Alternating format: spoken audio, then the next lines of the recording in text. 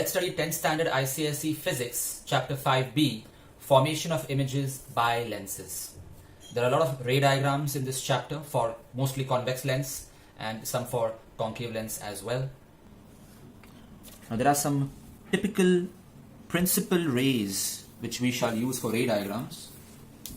First of all, any ray passing through the optical center of either lens goes undeviated. But if a ray of light is parallel to the principal axis, after refraction, it passes through the focus for convex lens and appears to come from the focus for a concave lens, because this is a diverging lens. Conversely, if the ray of light is passing through the focus here, it will become parallel to the principal axis, and if it is directed towards the focus, it will become parallel to the principal axis. Now, if you look at this diagram and this diagram, you notice that here the rays of light after refraction actually meet. So they form a real image which can be taken on a screen. Whereas here the rays of light are diverging, they will never meet. They appear to meet behind the lens. They appear, or they are perceived to be meeting by the observer. So it forms a virtual image which cannot be taken on a screen. Virtual images are always erect. Real images are always inverted. Convex lens can produce real as well as virtual image, but concave lens can produce only virtual image. Now, there are many cases for the ray diagrams of convex lens. Case 1 is when the object is at infinity. Even here, there are two subparts. When the rays of light are parallel to the principal axis, or they are parallel to each other, but not to the principal axis. They are coming obliquely. So practically this is the case. Here the rays of light will meet at the focus, the second focus of course. It's a point image, a real image, an inverted image, and a highly diminished image. Since it's real, we have to say it is an inverted image. Here, again we get a diminished image, but it's not at the focus, it is in the focal plane. But if you say at F, it's okay. It is real, it is inverted. We always use two rays to draw the diagram. Here we've used one passing through optic center and the other passing through F but becomes parallel.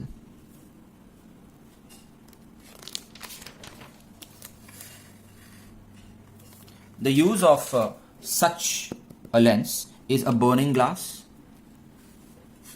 because if it focuses all the rays of the sun onto a piece of paper, the paper will catch fire.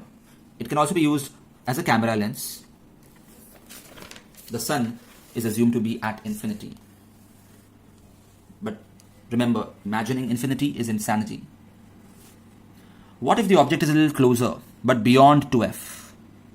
Try to take the focal length as 3 centimeters. So this will be entirely 6 centimeters. Take the height as 2 lines up and 2 lines down, or rather 3 lines up and 3 lines down, and let the object be 2 lines high, so that you'll have a standard measurements to draw all the diagrams. It is compulsory to draw the axis in between, this one, passing through the optic center. It's not compulsory to draw the lens, but I want you to draw it in every diagram and use ruler and pencil only, and don't forget the arrows before refraction and after refraction. Show A, B, A dash, B dash, labeling. Now, when the object is beyond 2f, you can see that the image is formed between f and 2f. It is diminished. It is still real and inverted. Again, this can be used as a camera lens for shooting something far away, but not very far, because that would be the case of infinity.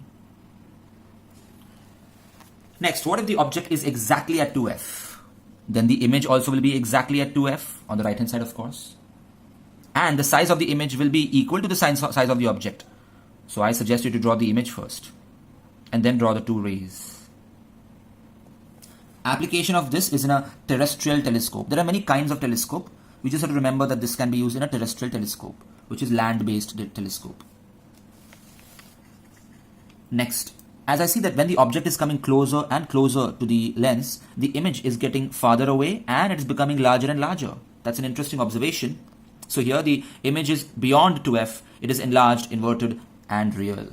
These are the characteristics of images which we need to remember. Now, such a configuration is useful in cinema projectors and slide projectors. But remember, in a slide projector, the image is inverted. So please keep your slide in the projector inverted so that the image is erect. We are not talking about computer-based projectors here. We are talking about obsolete projectors. Next, what if the object is exactly at the focus? Then, interestingly, the rays of light become parallel to each other after refraction. That means we can assume that they will meet at infinity. You can go there and check. So, the image will be highly magnified, inverted, real. Such a configuration is applicable for collimator of a spectrometer. Spectrometer is a device used to obtain parallel beam of light, just like we have it here, because then we can study the various colors of that light. The spectrum can be studied, the different wavelengths can be studied. So what exactly is collimator of a spectrometer? How does it work? We need not know that. We just have to remember that if they ask you to draw a diagram of a lens used in this machine, this is the diagram. And in the sixth case, the last case, you will notice that for the first time we have a virtual image and an erect image. So even though convex lens is a converging lens, we see that since the object is between the focus and the optic center, it is now a diverging lens. It's diverging the rays of light. So we assume it to be meeting behind the lens, that is at the same side as the object. And the image can be formed anywhere behind the object. It's definitely enlarged, erect, and virtual. This is applied in magnifying glass or a simple microscope. So if they ask you to draw the lens diagram for a magnifying glass, this is it. Make sure you draw the eyes carefully. It should be almond shaped, and the eyelashes as well as the eyebrows should be properly drawn. Use your artistic skills for that. So this table is a good summary to start learning this chapter. All the applications have to be remembered. For concave lens, fortunately, we have only two diagrams. One when the object is at infinity, and secondly when it is anywhere else, like at f, at 2f, between f and 2f. Because no matter where you keep the object, the image will always be between f and o, always. And it will always be erect and virtual and diminished. So in a convex lens, the virtual image is erect, but in a concave lens, the virtual image is always diminished. So you can see this one, this ray of light goes straight through, but this one gets refracted. Now they are diverging, they will never meet. So let's assume that they are meeting behind. Let's extend it. And here we go, they intersect here. So that's the image. The image should be drawn dashed because it's a virtual image. Be very careful about labeling, measurements, arrows. Now the application of this is spectacles for the myopic eye. So if you have short-sightedness, then we use such lenses, concave lenses, in our spectacles or lens. But what if the object is at infinity? Well, if they are parallel to the principal axis, then they will be assumed to be meeting at focus, which we have studied earlier. But practically, they are parallel to each other, but not parallel to the principal axis. Sorry, I meant principal axis. In that case, this ray of light just goes straight, but this becomes parallel, so we can extend it behind so that they meet here, and the image is formed exactly at f, in the focal plane, that is. So here the principal focus is always on the left hand side. It's a concave lens, right? See, it is diminished, it is erect, it is virtual, and this is the configuration of lens in a Galilean telescope.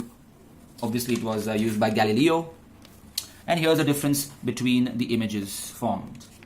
Solved examples have to be studied well. Exercise needs to be studied. All the spaces are for you to draw diagrams, so do that. Mark the answers, read the answers which are given in multiple choice type as well.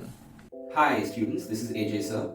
If you like this video, press the like button. If you would like to enroll for my online test series or online lectures, email me or message me on Instagram. Check the description for more information.